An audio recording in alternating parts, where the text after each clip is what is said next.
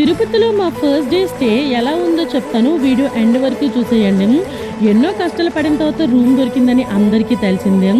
ఇంకా room దొరకగానే luggage మొత్తం అక్కడ పెట్టేసి అదే ఫ్లోర్లో ఉన్నాం. భోజనానికి అయితే వెళ్ళాము.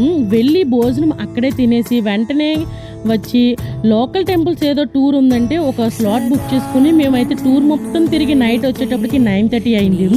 ఇంకా అలానే పడుకుడిపోయాను. పొద్దున్న లేచేటప్పటికి ఎంత ప్రశాంతంగా పీస్ఫుల్గా ఉందంటే ఎన్నో సంవత్సరాలు అయింది ఇలాంటి ఒక మంచి స్లీప్ వేసి అన్నట్టు అనిపించింది.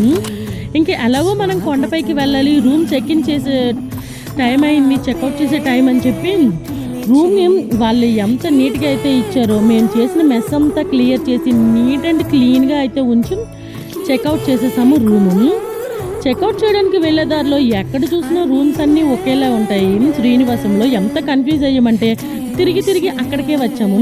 ఆ కిందనే టిఫిన్ చేసి మేమైతే కొండపైకి స్టార్ట్ అయ్యాము. ఆ రోజంతా మాకు అసలు ఎంత ప్రశాంతంగా అనిపించిందంటే ఆ రూమ్లో సొంత ఇంట్లో ఉన్నట్టే ఫీల్ అయ్యాము. అంత బాగుంది రూమ్స్ అన్నీ అక్కడ. Thank you for watching.